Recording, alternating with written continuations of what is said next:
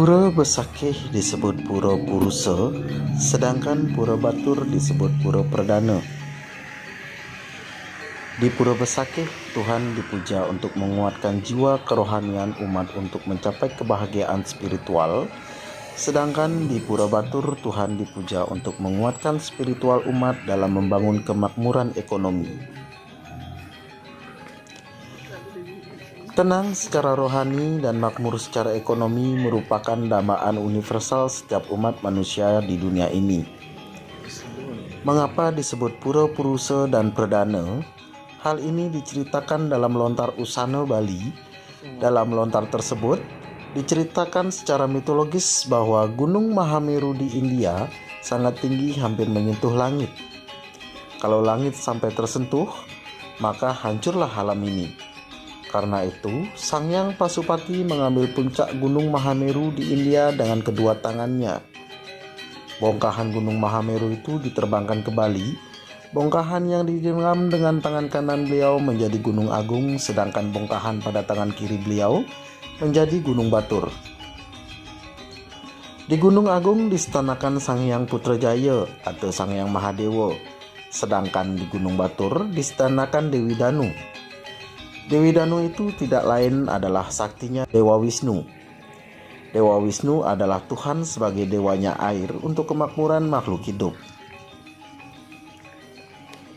Lontar yang menyebutkan keberadaan Pura Batur ini antara lain lontar Usana Bali, lontar Kusumadewa, lontar Raja Purana Batur.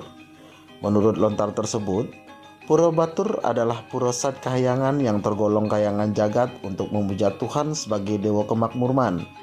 Kahyangan jagat adalah tempat pemujaan Tuhan bagi semua umat Hindu. Dasar membangun kemakmuran dinyatakan dalam Bhagavad Gita adalah Kris, Goraksya, dan Panjam yang artinya pertanian, peternakan, dan perdagangan. Kemakmuran tersebut tidak mungkin terwujud tanpa ada air. Dari airlah tumbuh-tumbuhan, hewan, dan manusia mengembangkan kehidupannya. Salah satu tujuan pendirian Satkahyangan itu untuk memotivasi umat manusia melestarikan Satkerti membangun kesejahteraan lahir batin. Danukerti dan Wanokerti adalah 2 dari 6 unsur Satkerti. Air samudra menguap menjadi mendung. Mendung jatuh menjadi hujan. Air hujan yang turun tanpa ada tumbuh-tumbuhan akan bablas langsung ke laut. Proses alam seperti itu harus dipelihara dan dijaga dengan baik oleh umat manusia dengan arif dan bijak. Memuja Tuhan sebagai Dewi Danu, saktinya Dewi Wisnu untuk memelihara tegaknya eksistensi kata-kata bijak mengelola proses alam itu. Kalau proses alam tersebut dikelola dengan nafsu keserakahan, justru akan membawa bencana bagi manusia. Perpaduan Pura Ulun Danu Batur, Gunung Batur, Danau Batur, dan hutan di kawasan Kintamani merupakan keindahan yang amat memukau. Upacara keagamaan Hindu dan sembahyang di Pura Ulun Danu Batur itu hendaknya diarahkan untuk mencerahkan umat agar menjaga keindahan tersebut. Pura Batur yang lebih dikenal dengan Pura Ulun Danu terletak pada ketinggian 900 meter di atas permukaan laut. Tepatnya di Desa Kalanganyar, Kecamatan Kintamani di sebelah timur Jalan Raya Denpasar Singaraja. Pura ini menghadap ke barat yang dilatar belakangi Gunung Batur dengan lava hitam serta Danau Batur yang membentang jauh di kaki Gunung Batur. Sebelum letaknya yang sekarang ini, Pura Batur terletak di lereng barat daya Gunung Batur. Karena letusan dahsyat pada tahun 1917 yang telah menghancurkan semuanya, termasuk pura ini kecuali sebuah pelinggih yang tertinggi.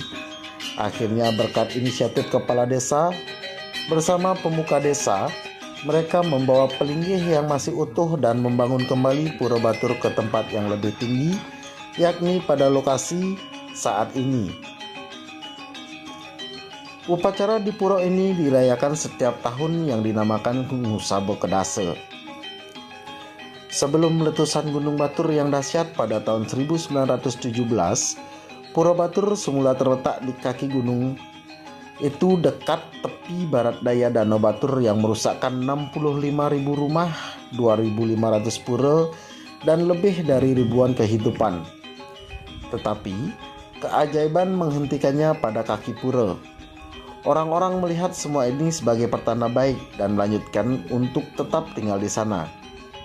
Pada tahun 1926, letusan baru menutupi seluruh pura kecuali Pelinggih yang tertinggi, tempat pemujaan kepada Tuhan dalam perwujudan Dewi Danu.